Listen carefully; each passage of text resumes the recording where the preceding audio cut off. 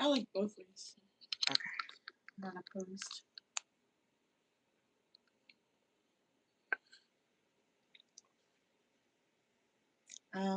I'm Talia Clementine. I'm a spoken word artist, a painter, community organizer. And I'm here to do some poems for you with Airitoutradio Live. If you want to follow me on Instagram, it's Talia Clementine, Talia Clementine, like the fruit. I'm gonna just get into my first poem for y'all. I wrote this poem after being super exhausted from a shift, and I opened my paycheck and I had $150 for 2 weeks worth of work, so I wrote this poem. I didn't wear glasses for 3 years because I couldn't afford them. A roof sometimes stayed over my head, but I couldn't enjoy the view. Hadn't seen the constellations in years. My insurance changed again. So now I can't afford my own meds. I work full time to save up and burn out. I work so hard I'm unable to work. I was a server. 6 years of delivering my dignity on a plate, stacking dishes and diagnoses at impressive speeds. The trick to being a great server is to remind customers you are a human being without showing them the blisters and the back pain. Remind them you have a name. I'm Talia. I'll be taking care of you today. I take care of strangers more than I do myself. The trick to a great budget is knowing what you can survive. There are weeks where I eat oatmeal every morning, ramen, the holy broke grail. I have entered a grocery store with $20 to my name, knowing it has to stretch for 2 weeks. My friend shows me her broken black hole with tooth. Says she knows she's gonna lose it but can't afford to get it fixed. I want to pour into her, but my cup is empty. My teeth chipped too. I had a cyst rupture on my ovary at work. My boss kept trying to call an ambulance, but I still haven't paid back the thousands from the last. So I wait in pain for my sister to drive me to an ER trip I won't be able to afford either. What is a budget but pain tolerance? What is money but a pair of handcuffs? How the fuck are we supposed to live like this? They say money can't buy happiness, but it sure solved the housing crisis. They say stop spending when I am only tending the garden, trying to water myself before I off myself when depression convinces me the double digits in my bank account is how much I'm worth. Growing up, I thought everyone got their toys from McDonald's Happy Meals.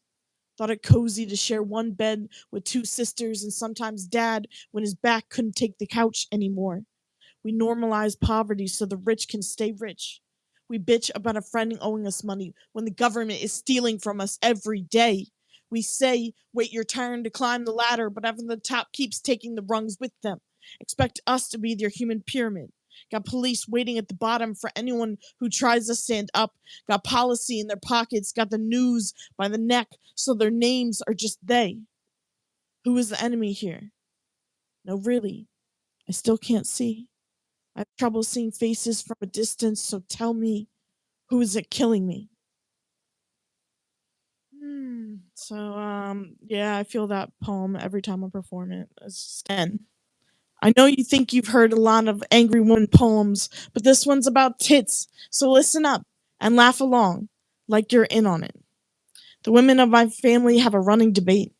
Whose boobs are the biggest? I say debate, not competition. No one wants to win it, a cursed prize, a so called gift too robust to carry. Like the time I won a body pillow at Darney Park and had to carry it around all day on every ride in 90-degree weather. Some gifts are just inconvenient. Burning bra feminism really isn't an option for me. No matter how much I hate bras, I've invested too much, need the support too much. These tits drive me nuts. Drive men nuts, often to nut prematurely, but it's okay. I'd rather a quick one than one who doesn't know when to stop. I just want boobs without the pain of teaching men how to treat them. Nipples aren't volume knobs. Stop twisting them, hoping I get louder. A bra clasp is not a test of your masculinity. Please stop fumbling and let me get it. I just want boobs where you don't virtually suggest I let you titty fuck me, yet wish me luck trying to get an uncensored nipple on Facebook, even as a child attached to it. Not that I've tried or anything. I know. It's probably a bunch of nice guys here watching. I know. It must be so hard to relate to my experiences, to understand my anatomy is a part of me, not apart from me. but I'm still rooting for you. Nice guys should always finish first. I mean, not in bed, but in life. And in case you haven't figured out my tits are a metaphor, I'll mansplain it plainly. My tits represent me. I'm a human being, so stop naming them anything other than Talia. I'm talking to you, Justin. T1 and T2 isn't gonna stick. I'm not sexy R2D2. I'm not a boat you can throw your name on. I'm not gonna let you name a piece of my body the minute you see them. Especially not T1 and T2. This could get repetitive. Advances become competitive. No's are never one and done, unlike your dick. So I'll say it again. I'm not fucking you with my tits. If I wanted to, I would ask. Same goes for my ass. Misogyny. So obvious to me. Until it's not. Until my thoughts become part of the problem. Until jaw clamp no's become tired, dignity swallowed yeses. If all you've seen is misogyny, it takes hard work to rewire, to rewrite the narrative, to name yourself, to say fuck you to the haters, misogynators saying they're nice guys while they share nudes with their buddies, dudes who say bros over hoes as an excuse to be a douche. Go ahead, laugh louder at these things you still do, or did last week, or turned the other cheek to, but I'm still rooting for you. I'm catwalking away from nice guys in disguise, telling me my body is a gift I should give to them. Yeah, I didn't have a name for that poem for a while, and people would try to ask me when I did a set, like, what was that poem called? And I just started calling it the tits poem fondly. Now that it's stuck. This next one is called Side Options. It's about from when I was waitressing, and the stuff I had to put up with day in, day out, and the ways it makes you question yourself and your worth. It's called Side Options. I am a waitress. It's not all that I am, but I am making money. I am making money, so I say that's so funny when it sure as hell not. I am a waitress. I am making money. So when a man calls me honey, I bring him tea for that thirsty throat of his. I forget the sugar. Let him taste the bitter. I am a waitress. I am making money. So I shout the 30 side options into this 85-year-old man's ear. Listen to his mumbled story, even though I know the table behind me is still waiting for their drinks. I am a waitress. So when he turns to me, still inches away from his ear, and says, but most importantly, I'm single, I pull out my awkward laugh, as practiced as my pen, make my exit. I am a waitress. I am making money. I swallow my shame. He swallows his food. He took his shot, and a piece of me is left bleeding. A job. A mess. It is my job to clean up. At least once a day, I have to choose between my worth and how much the tip is worth. I am a waitress. I am making money. I go back to the kitchen, start the usual bitchin'. My coworkers laugh, tell me I could have me a sugar daddy. We are waitresses. We will always know money can't heal bruises or bruised egos, but it pays for the shirts we have to buy ourselves to cover them. I am a waitress. I am making money. If a fry falls off the plate, I will stuff my face with it. May have stolen it off said plate. Don't let the manager see this. We are not allowed to eat in an 8-hour shift. I can get fired. Companies silently tell us our worth isn't much more than the trash can. I am a waitress. I am making money. Money is the tightest pair of handcuffs I have ever felt. When a man makes a comment about my tits with his wife across from him, I go from waitress to woman in the blink of an eye. I can't meet his eyes. We both pretend we didn't hear it. She stares into her menu, and I read the side options for him. I am a waitress. I am making money. He tips me $15, and I want to rip it in half. I don't. I tuck it in my apron along with my dignity. I am a waitress. I know gratuity doesn't come with gratitude, more likely an attitude. I am a waitress. I am making money. I am required to roll 100 pieces of silverware every night. I try not to imagine the mouths of starving dogs that will touch them after touching me inappropriately. I am a waitress. It's not all that I am, but I am making money. The stories I collect aren't all that funny, but I am a waitress. I can make you smile for a while if you pay my bills. Yeah, I'm glad to have gotten out of the waitressing business. Public service in general, like that's just such a hard industry to be in. I feel for anyone. I always tip so big every time I go out to eat now. Um, the next two poems are about community. Uh, I'm from Chester originally, but I've been living in North Philly for about 5 years now, and I just feel really blessed with the community I found, and neighbors that I know, and the ways that we watch out for each other. So these poems are about that. This stoop life can be sweet. We sweat and smile all the same. When the food stamps hit, I tell her to get some snacks on me. She gets cookies for the kids. We look through this corner store fridge, discuss the best meat for cheap. We don't have triple digits between the two of our bank accounts, but the sunshine follows us.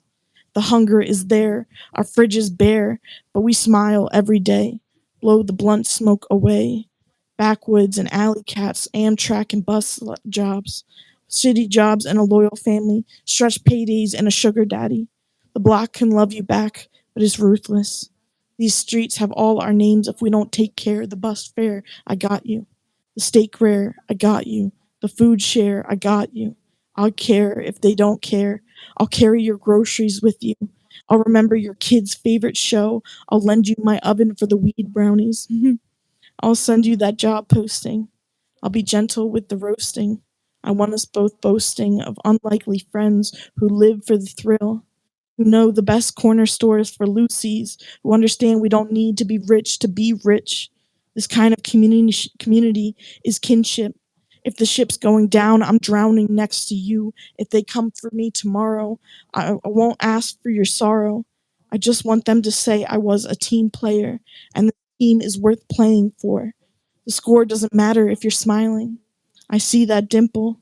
My friends know the end is always near, but fear will keep you stuck in the beginning. My friends know community will save us, not capitalism. My friends know even though they designed it for us to lose, we can still find ways to win. My friends know so much more than I can know. I'm proud of where I come from. My people are my home. When I didn't have a home, I had people. When I didn't have a hope, I had people. So join me on the stoop sometime. I'll have a snack for you. I'll have a blunt ready. Let's cheers the years fought. Let's cheers the us have nots, because at the end of the day, we really have it all. I'm going to go straight into the next poem on a simple note.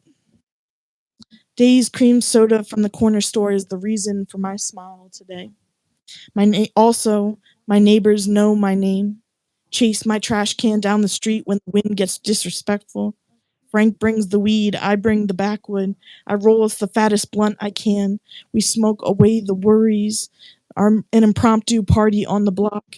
Everyone is drawn from their houses like an ear seeks music. Our community is enticing like that. Emma Goldman said, if I can't dance, I don't want to be a part of your revolution. So we dance and dance. Frank tells me he likes hanging out with me. My blush could warm the block when the wind gets cold in fall. We all know the pain of a heating bill, so I call this blush a favor. Miss Teresa invites me to church. I bless the fried chicken and how she keeps telling everyone in this North Philly Baptist church that I'm a Quaker. I don't feel out of place even though I'm not tight with Jesus. She is beaming too hard at my side for me to be anything but happy. Happy for the first time in years. My fears are still there from times without a home, where no one knew my name except the street. This home is a blessing I won't let go of easy. I stay praying, and the Quaker Meeting House is only 148 ride away. But the 48 is fickle, so I'm often late. They're just happy I came. They just know my name here, too. At the end of each meeting, we share joys and sorrows. I am more joy than sorrow these days. I stay blessed. The best is yet to come. I haven't written my best poem yet. I bet it's right around the corner, maybe in a corner store soda or a blunt waiting on my porch. I find poetry in everything these days, not just pain. My trauma used to be everything. It took up every page. But these days, I smile more when I write than I cry. I've said goodbye enough times to know an end is often before another beginning. I'm beginning to think life could just be sweet sometimes. Maybe I can enjoy the trip with my mom without asking about her cancer. Maybe I can cry before the smile comes again because it will come again. I have laughed my way through so many darknesses. My light is undefeated. I'm ready for more blessings. I keep guessing at my future and I love a good surprise. I don't know how long I'll have this city, but for now, Philly is a home I've always wished I had. It nurtures me like good soil, and I know my green thumb is also undefeated. I think I'll start naming my plants. I know how good it feels to be known by your name. It's bittersweet doing these poems now because this next poem is about how I had to quit smoking weed. So I have a lot of poems where I reference it. So now I have a poem that is saying goodbye to Mary Jane, my lover. So this one's untitled actually. Recently, I was diagnosed with cannabinoid hyperemesis syndrome. Basically, I smoked a Snoop Dogg amount of weed, and my body started rejecting the THC. My stomach betrayed me. The pain was a dagger in the belly. I have vomited violently for an entire month. The only way to get relief is to quit weed permanently. But smoking was half my personality. I had a lover, and her name was Mary Jane. The way I lifted a spliff to my lips can only be called intimate. I rolled once like I held her hand. Soft and firm, pearled, I would ash a joint gentle. I was careful of the cherry. I wanted her burning beautifully. She's burned me before, but all I know is forgiveness, 'cause her kiss is my favorite way to use my mouth. Her kiss reminded me of why I am alive. But I have to find new reasons to live, to love again. This dark time of grieving will end. I can't help but remember how the lighter illuminated the night, how the smoke lit up my lungs, a sweet smell of weed wasted. I inhaled her like the Holy Ghost. Spirit took me. Smoke made me cough every time. My neighbor said that means I can't hang, but I just have asthma. I could outsmoke the best of them, even with faulty lungs. The rest of my high was smooth as butter, the come down as crunchy as toast. Every time I was toasted, I just wanted to burn. That's how I met my best friend. Shared blunt offers chemistry. She was my reason to get out of bed when depression whispered toxicity. How I tolerated certain coworkers. You know, the ones that make you dread the work. Her and me just worked until we did, until a habit almost killed me. I have been betrayed by the things I loved before, but this one cut lung deep. Like, how am I supposed to say goodbye for the rest of my life? She was there for all my grief. A blunt before a funeral had me feeling feelings finally. Can sobriety do the same? Can I find a lover with a name?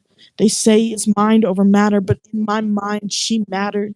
It was a ritual I worshiped to, a song I sung in the dead of night to calm my heart from the night terrors, because my trauma felt lighter with a lighter in my hands. I'm realizing I ran from myself in days I couldn't stand a sober mind. But part of getting older means you are going to grieve more. The hand I was dealt made me my lover like a widow leaves a funeral, alive but empty. In the end, it was her or me, and I had to choose me. Her memory will have to be enough. We're gonna switch it up and talk a little bit about love. I know I have my lover Mary Jane, but I also have other lovers, and this poem is dedicated to them.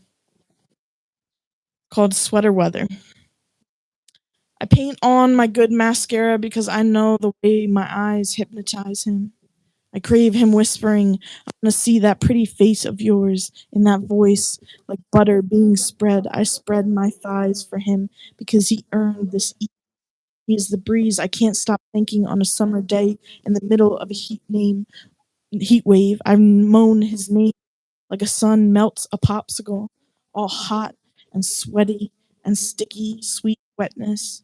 There is nothing messy about our hands roaming. I want my there are I want my lovers to go in smooth and come out soft like sea glass. This ass does more than bounce. It heals. We feel and do not call it a curse. We say blessing and confessing sweet nothings that are actually everything. The better is best left out of this bed. We only have better taste to try. My body knows best. The bed is for more than rest. Trust and a little midnight madness. All mosaic. All you're broken. I want my lovers to feel beautiful in my gaze. I want to raise them as high as the soft arms can hold. I want to whisper a poem to a lover in bed. Is there anything more intimate than this? We kiss and my pulse pounds. We go round my body just once more. Your tongue is the continent I want to explore. My lung capacity is excellent, even with asthma. I hold you inside them as long as I can. I hold you like a deep breath, like a language. With you, this anguish doesn't sting so bad. You had me in so many ways, so many days full of flirt and short skirts on hardwood floor. I'll take you in any season. The rain pours, and I am glad for another reason to stay in bed with you. The trauma feels far as thunder. The rumbling coincides with a fumbling finger running shivers down my spine. You make my vertebrae stand at attention and salute a hidden sun. The wet is wetting. The mind is pleasantly forgetting. The snuggle is real. This body feels real. This lightning has my hair standing at attention. Your finger is my favorite caress. I confess you bless me in the best ways. I pray for more rainy days where intimacy doesn't feel as scary as the storm, where I forget the morning. I let you in. You sing me a sweet sweating song, and I belong in bed. My head feels like a feather on your shoulder. My tether to earth feels loose as the ocean between these thighs. I am only afraid of a goodbye and bittersweet sighs. Make me forget to be afraid. Let's let out some smoke, an open window for the spirits in sandalwood to escape through. You can keep me if you want. This poem is yours. This water is holy. It only pours. I could be yours, but this feeling is more than five love languages can express. My love language is you. Be my oxygen. I'll photosynthesis you into growing, worth knowing. That always brings me to a sweet space. So now I'm going to ruin it by doing a poem about breaking up with your lover. This is called 30 Ways to Leave Your Lover. 1. Recognize leaving is a season, not a moment. 2. Make a to do list. 3. Remake all your playlists or play them so many times that your throat unclogs. 4. Remember, space is a magical thing. Imagine all the stars you can fill it with. 5. Pull out the fish hooks in your lips. They may have gone in easy, but they're designed to rip flesh on the way out. Thank the pain. Do you know fish don't feel the hook coming out? Don't be a fish. I promise numbness will make you feel less human. 6. Watch breakup movies. Take notes. 7. Masturbate. A lot. Remember the pleasure you can bring all by yourself. Number 8. Buy new sheets, the bamboo kind. They're like sleeping in air. You'll need the reminder to breathe when you wake up without them. 9. Untangle your routines. 10. Forget how they took their tea and the temperature they liked the thermostat at. 11. Release, even if it feels like a fired bullet, even if it feels like a loss, especially when it feels like a loss. 12. Grieve. 13. Grieve again. 14. Repeat step 13 as many times as you need until the bleeding stops. 15. Stop holding your breath. They're not going to change. 16. Stop looking at love like it's theft. 17. Make peace with peace. 18. Release again and again. Do not pretend a season isn't cyclical. You may need to leave more than once. 19. Take your time. Do not let the grind convince you that this healing has a timeline. 20. Whine, bitch, and moan about how they made you moan under the moon and then left you so hollow under the sun. 21. This list has just begun. 22. There is no good way to leave a lover, but you will recover. 23. There will be other lovers under band covers and moaning moons. You are worth the wait, even if that means you have to carry the weight of all those goodbyes, all those times you cried because they could not hold you back without holding you back. 24. Your love is not lacking. Forgive all the backtracking. No leaf can avoid a fall, and maybe this is just you returning to your roots. 26. If you made a home with them, if you made them your home, remember, homes can be rebuilt. Maybe you can make one in your own heart. I bet it's waiting. 27. Stop waiting on potential. 28. Leave. 29. Remember, your integrity is essential, and sometimes to keep it, you have to leave a lover. 30. Remember this list when the lonely night calls, when it howls your lover's name. Stay strong. Leave your lover. This last poem is going to be a little rough. It's always a little hard to perform. Trigger warning, it's about sexual assault and healing from sexual assault. But I always try to do it because I think it's so important to talk about these things. We're not going to solve these issues if people don't, share sometimes. But I never pressure anyone to share before they're ready. But I'm ready. He told me he loved me 1 hour after we met, in the first hour of the rape, out in the dirt and snow. He said, I love you, and this is your fault. I said, I want to go home. I died 1,000 times in one night. It never came back home. I think it died too. 7 years, and I'm still searching. I think of him less now, but the back injury won't let me forget. The injury holds me as it makes me cry. The injury says, I love you, and this is your fault. I say, how do I make you a home again? I hold it back 1,000 times in one day. Try to mosaic all the broken parts of my heart. One day, maybe I'll make peace with love. Forgive it for all the ways it has failed me, for all the things I failed to see weren't love. Maybe I'll learn love does not mean destruction, no matter how many love bombs explode in my face. Maybe I'll finally decode the I love yous that were actually saying I will harm you to have you. My love is not a dirty thing. No matter how much dirt is piled upon me, no matter how many men force me into the earth, I still want a green death, still want my body made into a garden when I go, still want to find a reason to love the dirt too, because the worms know where all the bodies are buried and do not shame me for it. I'm still trying to make my body less battlefield and more tree. I will not let rape rip me from my first love. The earth has held me my whole life. The trees have talked me through all my trauma. That is to say, I will keep saying shit because these seeds need newer. These character deaths are just my compost. I can grow from every part of me I had to let go of. My flowers grow wild and know they belong even though they are fragile. My earth knows the reasons we do not go to certain places. My animals have a taste for blood, but do not beg for it. They feed the garden too eventually. I will not let someone making me pray keep me from praying, from saying, I love you.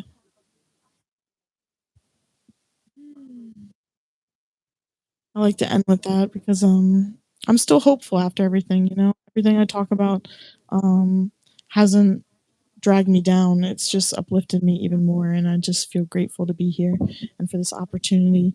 Air It Out Radio Live is a great platform, and I just appreciate the opportunity to be on it. If you want to follow me, it's Talia Clementine on Instagram, Talia Clementine, like the fruit, and there's a period in between. I appreciate y'all.